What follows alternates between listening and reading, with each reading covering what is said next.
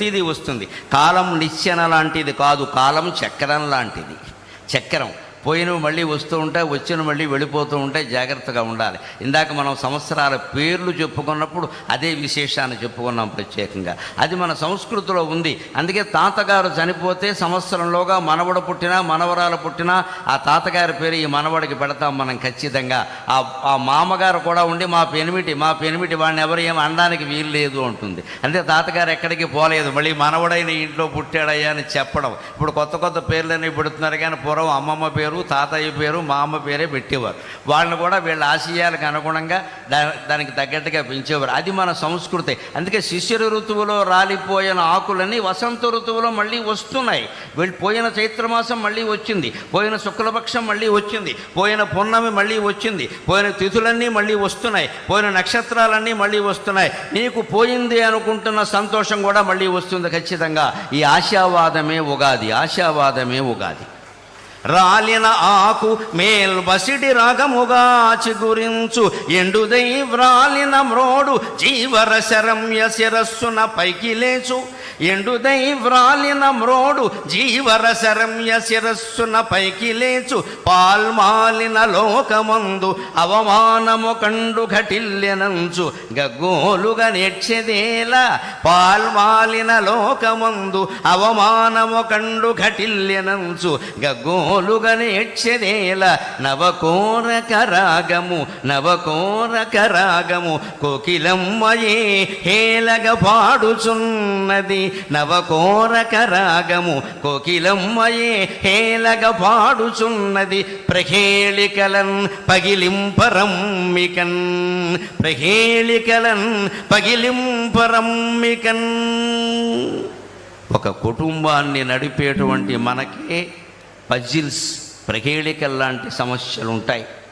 ఒక రాష్ట్రాన్ని నడుపుతున్న వ్యక్తికి ఎన్నుంటాయో నాకు తెలుసు, నాకేమీ తెలియని విషయం కాదు. ప్రహేళికలు అన్నీ పజిల్స్, ఆర్థికమైనవి, మానసికమైనవి, శారీరకమైనవి, పార్టీ పరంగా ఉండేవి, ప్రభుత్వ పరంగా ఉండేవి, ప్రజల పరంగా ఉండేవి, అనేక రకాలు ఉంటాయి. వాటిని ఛేదించడానికి ఉపాయం ఏమిటంటే రాలిన ఆకు మేల్పసిడి రాగముగా చిగురించు. చెట్టు కింద రాలిపోయిన ఆకు రాలిపోయిన 15 రోజులకు చూడు మళ్ళీ పైన చిగురాకు రూపంలో కనిపించింది ఖచ్చితంగా. అలాగే అన్నింటికీ ఆశాదీపం ఉంటుంది, ఖచ్చితంగా వెలుగుతూ ఉంటుంది. మనం దాన్ని అందుకోగలగాలి. ఎండుదై వ్రాలిన మ్రోడు జీవరశరమ్య శిరస్సున పైకి లేచు. మొదలు కూడా మిగలకుండా కొన్ని చెట్లు ఖండించేస్తారు మానవత్వం లేకుండా.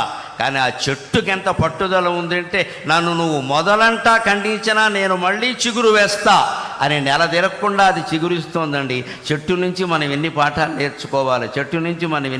నేర్చుకోవాలి, నేను మళ్ళీ చిగురిస్తా అని అంత బండరాజులా ఉండిపోయిన చెట్టు కూడా మళ్ళీ చిగురుస్తోంది ఖచ్చితంగా.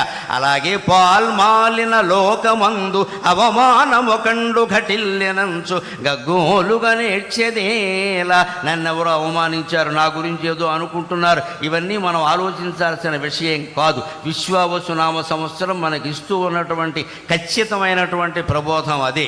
ఏది నువ్వు ఆలోచించుకో, నువ్వెవరో నీకు తెలిసినప్పుడు నిన్ను గురించి ఎవడో అనుకోవడాన్ని గురించి నువ్వు ఆలోచించాల్సిన అవసరమే లేదు. మనం ఉచ్చైశ్రవంలా బతుకుతూ ఉన్నప్పుడు ఎవడో మనం మీరు గుర్రం కాదండి గాడిద అంటే వాడి కోసం మనం ఇప్పుడు గుర్రమో గాడిదో నిరూపించుకోవాల్సిన అవసరమే లేదు. మనం ఏమిటో మనకు తెలుసు. ఆత్మవిశ్వాసం చాలా ముఖ్యం. ఆ విశ్వాసంతో నువ్వు ముందుకు దూసిగడితే ప్రహేళికలన్ పగిలింపరమ్మికన్, అన్ని రకాల పజిల్స్, ప్రహేళికలన్నింటినీ ఛేదించుకొని మనం ముందుకు వెళ్ళగలం ఖచ్చితంగా. అటువంటి ధైర్యం రాష్ట్ర ప్రభుత్వాధినేతకి ఇప్పటికీ ఉంది. మనందరికీ కూడా అటువంటి ధైర్యం మనకు కలగాలి. ఆయన ధైర్యమే ఆయనకి శ్రీరామ రక్ష, ఆయన ధైర్యమే మనకి శ్రీరామ రక్ష.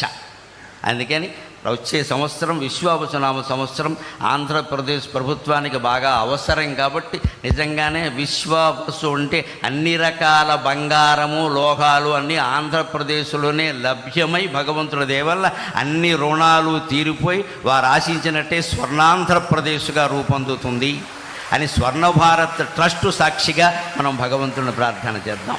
స్వర్ణం ఉన్న చోట స్వర్ణమే ఉంటుంది. ఇది స్వర్ణాంధ్రప్రదేశ్ సాధించాలి అంటున్నది స్వర్ణ భారత్ ట్రస్ట్లో. నాకు నిన్న ఈ ట్రస్ట్ గురించి కూడా ఒక్క వార్త నిన్ననే పేపర్లో చూసి ట్రస్టు అధిపతులకు నేను నమస్కారం చేసుకున్నా.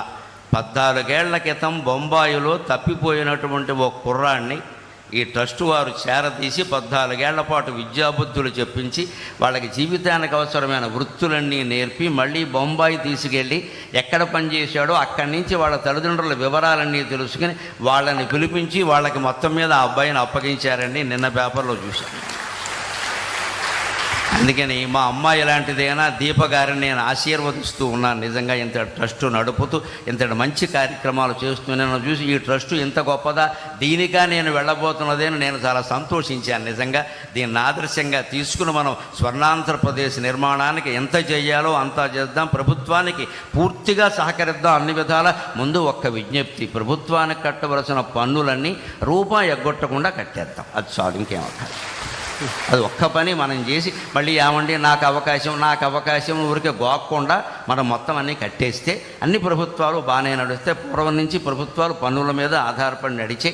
అందుకని అవన్నీ మనం సక్రమంగా ఏదీ లోటు చేయకుండా కట్టేస్తే అన్నీ బాగుంటాయి. అటువంటి చిత్తశుద్ధి నిజాయితీతో జీవించడానికి, సత్యానికి ధర్మానికి కట్టుబడి ఉండడానికి నా ఈ ప్రవచనం ఏమాత్రం ఉపయోగపడినా నేను ధన్యుణ్ణి. నాకు ఈ 4 మాటలు నేర్పిన మా అమ్మ ధన్యురాలు. స్వస్తి. చాలా చాలా సంతోషం. గరికపాటి నరసింహారావు గారికి స్వర్ణభారత్ ట్రస్ట్ తరఫున కృతజ్ఞత తెలుసాను. చాలా చక్కగా చేశారు. ఇప్పుడు పెద్దలు వచ్చిన తర్వాత మీకు సన్మానం చేసిన తర్వాత వెళ్తారు. ఇప్పుడు ఈ కార్యక్రమానికి ముఖ్య అతిథిగా ఇచ్చిన మనందరి ప్రియతమ ముఖ్యమంత్రి నారా చంద్రబాబు నాయుడు గారిని వేదిక మీదకి రావాల్సిందిగా కోరుతున్నాను. అలాగే స్వర్ణభారతి స్ఫూర్తి ప్రదాత పెద్దలు 13వ ఉపరాష్ట్రపతి వెంకయ్యనాయుడు గారిని, అలాగే ఉషమ్మ గారిని వేదిక మీదకి రావాల్సిన కోరుతున్నాం. అలాగే కొల్లు రవీంద్ర గారిని వేదిక మీదకి రావాల్సినాం. నువ్వు అలాగే ఎంపీ బాలశౌరి గారిని